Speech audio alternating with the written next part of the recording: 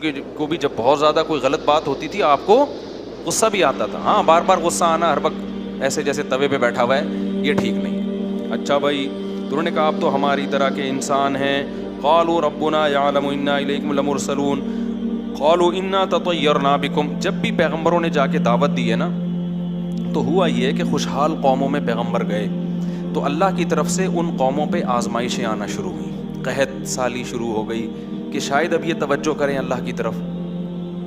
ان کے مالوں کا نقصان ہونا شروع, تو انہوں نے یہ نقصان بھی پیغمبروں کے کھاتے میں ڈال دیا. معاذ اللہ, تمہاری نحوست ہے, معاذ اللہ, تم جب سے آئے ہو تو یہ معاملات ہو رہے. جیسے بہو جب نئی گھر میں آتی ہے اور اتفاق سے مالی اسباب کم ہو جائیں تو ساس کس پہ ڈال دیتی ہے؟ بہو کی نحوست. حالانکہ عین ممکن ہے بہو کے ساتھ ظلم کی نحوست ہو. کیا خیال ہے؟ ظلم ہو رہا ہو, اس کی وجہ سے اللہ نے مال میں برکت ختم. تو کسی کی وجہ سے کوئی نحوست نہیں ہوتی. حدیث میں صاف ہے, لا طیرہ, کوئی نحوست نہیں ہے. نحوست صرف بدعمالیوں کی ہوتی ہے, اس کے علاوہ کسی چیز کی نحوست اسلام میں نہیں ہے. کوئی کالی بلی گزر گئی, کوئی کتا آ گیا, کوئی یہ ہو گیا, یہ کوئی نحوست وحوست نہیں ہوتی. نحوستیں ہوتی ہیں تو کس چیز کی؟ بولو نا, بدعملی کی. بہو آنے سے اگر ظلم رزق گیا ہے تو اس کا مطلب اس کے ساتھ کوئی زیادتی ہو رہی ہے بہو کے ساتھ. ساس کے جاتے ہی ایک دم رزق کے دروازے کھل گئے تو ساس پہ نہ ڈالو کہ اس کی وجہ سے نہیں کھل رہے تھے, یہ گئی ہے تو کھل گئے دروازے. نہ نہ نہ بھائی, کوئی نیکی آپ نے کرنا شروع کر دی ہوگی, سمجھتے ہو, تو نہ ساس پہ ڈالو نہ بہو پہ ڈالو. یہ آج کل بہت ہو رہا ہے کہ اس کے آتے ہی یہ ہو گیا. بھائی وہ ویسے ہی ہو گیا تھا, اتفاق سے وہ اسی ٹائم پہ آ گئی. اب مجھے ایک بات بتاؤ, میں کسی کے گھر جاؤں, میں ایک جگہ کسی کے, زیادہ نہیں بتاتا, بہت لمبا بات ہو گئی. ہم کسی کے گھر گئے اور اتفاق سے وہاں کسی کو, اللہ نہ کرے, اللہ نے کہا کرنٹ لگ گیا. بولے یار مفتی صاحب جب آئے تھے تو کرنٹ لگا ہے, اس سے پہلے آج تک ہمارے گھر میں کسی کو کرنٹ نہیں لگا. یہ بلی ڈالنی تھی کہ الیکٹرک والوں پر, کہ الیکٹرک والوں پر ڈالنی تھی. الیکٹریشین جو گھر میں تاریں صحیح جوڑ کے نہیں گیا اس پہ ڈالنی تھی. ماں باپ جنہوں نے بچوں کی کیئر نہیں کی ان پہ ڈالنی تھی. ڈال کس پہ دی؟ یہ مفتی صاحب آئے تھے اسی دن کرنٹ لگا ہے. او بھائی, یہ اتفاق ہوتے ہیں, اس میں کسی پہ آپ بلی نہیں ڈال سکتے. حرام ہے, گناہ کبیرہ ہے, بدگمانی ہے, جائز نہیں ہے. چلو آگے. تو وہ کہنے لگے کہ آپ کی بدشگونی ہے, جب سے آپ لوگ آئے ہیں نا یہ کبھی قحط ہو رہا ہے, کبھی مال میں نقصان. حالانکہ اللہ ان کو متوجہ کر رہا ہے کہ ان کی بات مانو, لیکن انہوں نے کس پہ ڈال دی ہے؟ پیغمبروں پہ. ان کی وجہ سے ایسا ہو رہا ہے. تو کہنے لگے, پیغمبر نے فرمایا تمہاری نحوست تمہارے ساتھ ہے, یہ تمہاری بدعمالیوں کی نحوست ہے. وجاء من اقصى المدینة رجل یسعى. قوم کو وہ تینوں پیغمبر سمجھا رہے ہیں, قوم کی سمجھ میں نہیں آ رہا. یہ کون سا علاقہ تھا؟ تاریخ خاموش ہے. بہت سے حضرات نے کہا انطاکیہ نہیں ہے ترکی کا, جہاں بھی زلزلہ آیا ہوا ہے, اس جگہ کا واقعہ ہے. اور ایک قبر بھی تھی وہاں پہ, میں جب چند سال پہلے گیا تھا تو وہ اس شخص کی قبر بتائی جاتی ہے. من اقصى المدینة رجل یسعى. قرآن کہتا ہے شہر کے کنارے سے ایک شخص دوڑتا ہوا آیا. تو وہ جو دوڑتا ہوا شخص آیا نا, اس کی قبر بھی وہاں پر ہے. اب حقیقت ہے یا نہیں ہے, لیکن مشہور ہے کہ یہ اسی کی قبر ہے. مگر زلزلے میں وہ سب مٹی ہو گئے, وہ ساری تاریخی چیزیں ختم ہو گئی ہیں زلزلے بھی جو انطاکیہ میں آیا. تو قرآن کہتا ہے کہ شہر کے کنارے سے ایک شخص دوڑتا ہوا آیا. قال یا قوم اتبعوا المرسلین. کہنے لگا اے میری قوم, یہ پیغمبر ہیں, ان کو فالو کرو, ان کا انکار مت کرو. کیسا جذبہ تھا اس میں. اس کو جب یقین ہو گیا نا یہ پیغمبر ہیں, تو قرآن کہہ رہے وہ چلتا ہوا نہیں آیا بلکہ دوڑتا ہوا. جو مبلغ ہے نا اس میں یہ جذبہ ہونا چاہیے کہ میں جلد سے جلد اپنی قوم کو جہنم کے عذاب سے بچا لوں, اس میں میں تاخیر نہ کروں. اس کا یہ جذبہ تھا. جو اسرائیلی روایات ہیں ان میں ہے, جس کے بارے میں حدیث میں آتا ہے کہ نہ ان کا انکار کرو نہ اقرار کرو, اور بیان کرنے میں کوئی حرج بھی نہیں ہے, نبی نے خود اجازت دی. تورات اور انجیل میں بھی ہے نا اس طرح کے واقعات. تو حبیب نجار اس کا نام ہے. نجار کہتے ہیں بڑھئی کو, بڑھئی کا کام کیا کرتا تھا, جس کو کیا کہتے ہیں, ابے آج کل انگلش میں کیا کہتے ہیں, کارپینٹر تھا, نام اس کا حبیب تھا. تو وہ دوڑتا ہوا آیا اور کہنے لگا اے میری قوم, پیغمبروں کی اتباع کرو. اتبعوا من لا يسألكم اجرا وهم مهتدون. دیکھو ان کے اندر دو ایسی چیزیں ہیں جس سے پتہ چلتا ہے کہ یہ واقعی پیغمبر ہیں. نمبر ایک, ان کی باتیں بالکل ٹھیک ہیں, یہ توحید کی دعوت دے رہے ہیں, زنا سے بچنے کی دعوت دے رہے ہیں, شراب سے بچنے کی دعوت دے رہے ہیں. اچھا, ایک اور اہم پوائنٹ, بعض دفعہ باتیں تو ٹھیک ہوتی ہیں, لیکن میں بار بار ایک بیان میں کہتا ہوں نا, بیان میں ایک بات کہ بات ٹھیک ہوتی ہے لیکن اصل مقصد اپنا منجن بیچنا ہوتا ہے کہ نہیں ہوتا؟ جیسے بس والا جب بس میں چڑھتا ہے, بس میں جب آپ سفر کرتے ہیں, ایک بندہ چڑھتا تھا, ہمیں اب پتہ نہیں چڑھتے ہیں کہ نہیں چڑھتے, پہلے زمانے میں وہ پہلے نماز کی ترغیب دے گا, درود و سلام کا نذرانہ پیش کرے گا, پھر وغیرہ وغیرہ بہت ساری, آخر میں چندہ مانگنا شروع, یا پھر اپنی وہ ٹافی بیچنا کہ گلے کو صاف کرتی ہے, پھیپھڑوں کو آرام پہنچاتی ہے, 5 روپے کی ٹافی ہے اور ٹی بی ختم کر دے گی, پھیپھڑوں کا کینسر ختم کر دے گی, تو قیمت صرف کیا ہے؟ تو وہ لوگ بھی شروع میں وہ درود بھی پڑھ رہا ہوتا ہے, نماز روزے کی ترغیب بھی, باتیں ساری صحیح کر رہا ہے, لیکن مقصد کیا ہوتا ہے اس کا؟ اپنا منجن. تو بعض دفعہ مذہب کا لیبل لگایا جاتا ہے, باتیں ساری صحیح ہوتی ہیں, لیکن پیچھے کیا ہوتا ہے؟ آپ کا مفاد, ریاست چاہیے یا پیسہ چاہیے ہوتا ہے. تو کتنا عقل مند تھا وہ شخص جو بڑھئی کا کام کرتا تھا, لیکن اس نے کہا ہے میری قوم, یہ 2 صفات ان میں ایسی ہیں جن سے صاف پتہ چلتا ہے کہ یہ سچے لوگ ہیں, یہ جھوٹے نہیں ہیں. نمبر 1, یہ تم سے کوئی اجر کا مطالبہ نہیں کر رہے, اس دعوت میں ان کا دنیا کا کوئی فائدہ نہیں ہے, بلکہ پوری قوم کی مخالفت. اس سے پہلے قرآن میں ہے کہ انہوں نے کہا کہ ہم آپ کو پتھروں سے مار کے ہلاک کر دیں گے, یہ دھمکیاں مل رہی تھیں ان پیغمبروں کو, رجم کریں گے. سمجھ رہے ہو کہ نہیں سمجھ رہے؟ یعنی ایسے ہی قتل نہیں کریں گے, زمین میں گاڑ کے پتھروں سے مار کے ہلاک کر دیں گے اگر دعوت سے پیچھے نہیں ہٹے, اور وہ پھر بھی اپنی دعوت سے پیچھے نہیں ہٹے. تو اس شخص نے کہا کہ دیکھو اتنی بڑی موت کی دھمکی, اور وہ دھمکی پر غالب بھی ہے کہ یہ عمل کریں گے کیونکہ قوم زیادہ ہے, یہ کتنے ہیں؟ یہ تو تھوڑے سے ہیں. اتنی بڑی دھمکی, نہ ان کا پیسوں کا مفاد, نہ ان کو عہدہ چاہیے, نہ ریاست چاہیے, اور وَهُمْ مُهْتَدُونَ, اور بات بھی ان کی کیا ہے؟ درست ہے, خود بھی پھر اس پر خود بھی عمل کر رہے ہیں. تو ایسے لوگوں کی اتباع کیوں نہیں کرتے؟ سمجھ میں آ رہی ہے کہ نہیں آ رہی ہے؟ آج کے حالات میں ان آیتوں کو اپنے اوپر منطبق کریں. علماء آپ سے کیا کہتے ہیں بھائی کہ نماز پڑھو اور ہمیں 50 روپے دیا کرو ہر نماز کے. کیا ہو گیا میرے بھائی؟ 50 روپے دیا کرو. علماء یہ کہتے ہیں کہ روزہ رکھو اور ہر مولوی کو 1 روزے کے 100 روپے. کوئی فائدہ ہے آپ کے روزہ رکھنے سے مولوی صاحب کو یا علماء کو کوئی فائدہ ہے؟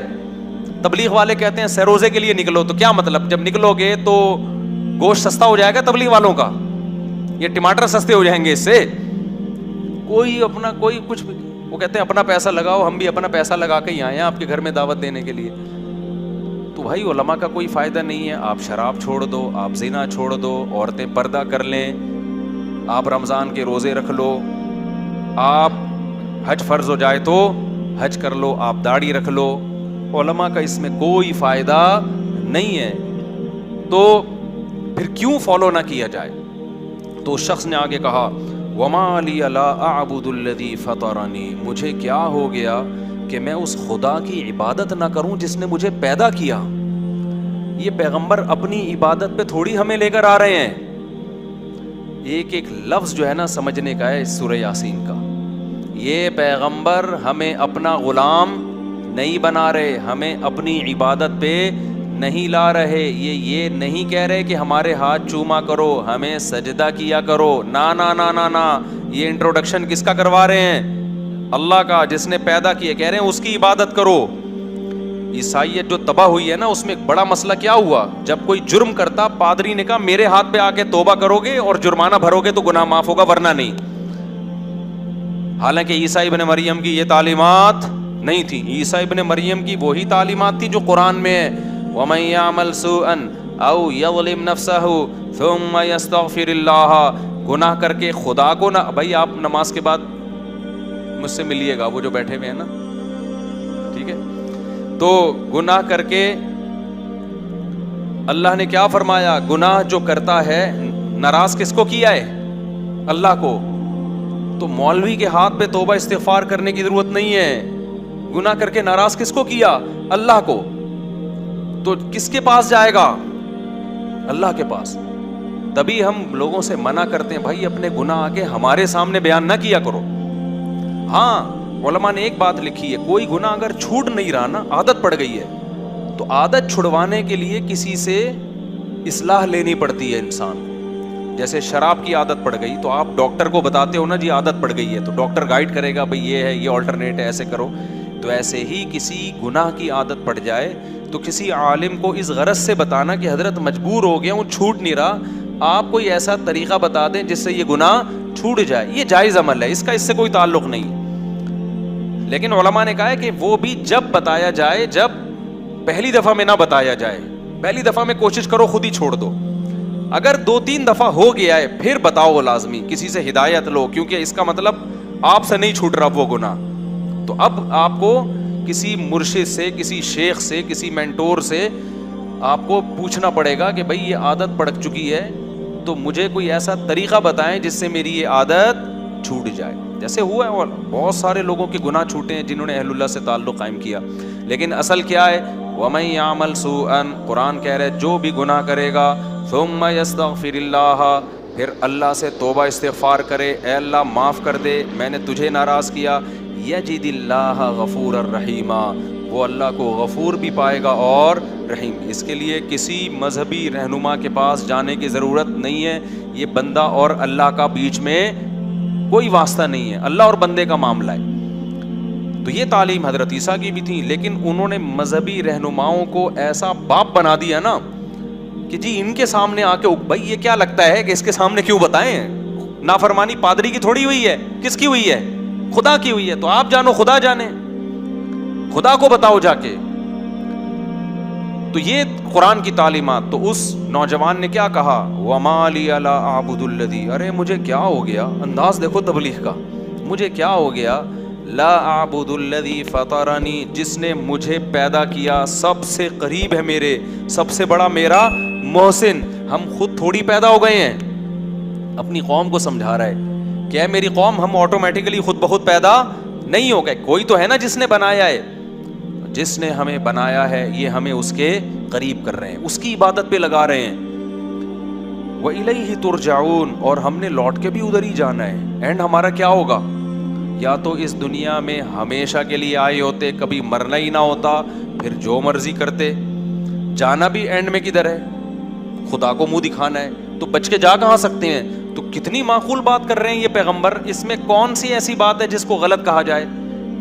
دیکھو اس قوم کی کھوپڑی میں یہ باتیں نہیں آ رہی تھیں، آپ لوگ کی کھوپڑی میں تو آ رہی ہیں نا.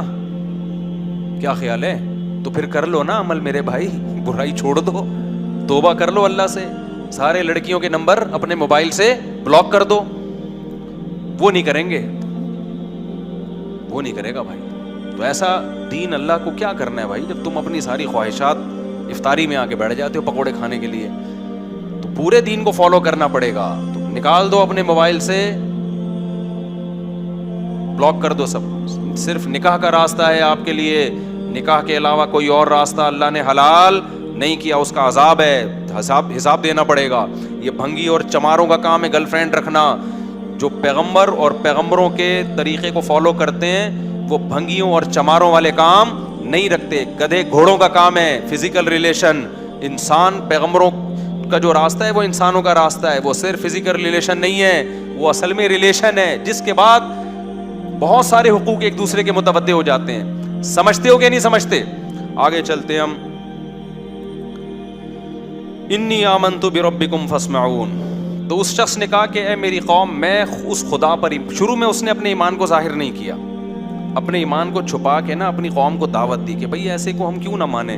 اس کے بعد جب قوم نے نہیں مانا تو اس نے صاف اعلان کر دیا انی آمنت بربکم، دیکھو میں تمہارے رب پر ایمان لے آیا. اپنا رب نہیں کہہ رہا.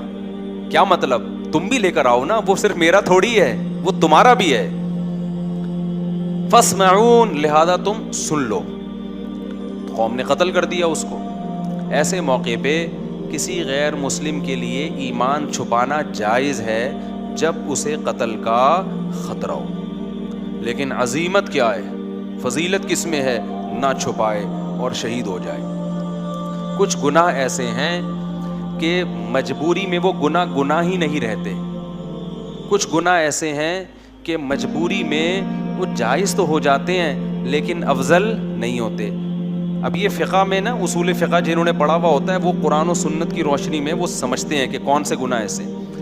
آپ بھوک سے مر رہے ہو، خطرہ ہے کہ جان سے ہاتھ نہ دھو بیٹھو اور آپ کے پاس حرام گوشت ہے تو وہ حرام گوشت کھانا آپ کے لیے حلال ہے. نہیں کھاؤ گے مرو گے, خودکشی کا گناہ ہوگا. وہاں جان بچانا فرض ہے, سمجھتے ہو؟ کھانا فرض ہو جائے, صرف حلال نہیں ہوگا بلکہ کیا ہو جائے گا, فرض ہو جائے گا.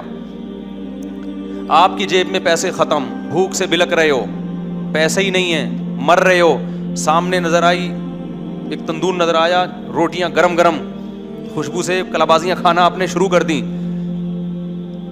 اب آپ نے بیان سنا ہے چوری کرنا بہت بڑا جرم ہے, اور بالآخر آپ آہستہ آہستہ آپ کا انا للہ ہونے لگا بھوک سے, تو وہاں آپ پہ چوری کرنا فرض ہو جائے گا. ڈکیتیاں نہ کرنا شروع کر دیں کہ کل سے بے روزگاری میں بندوقیں لے کے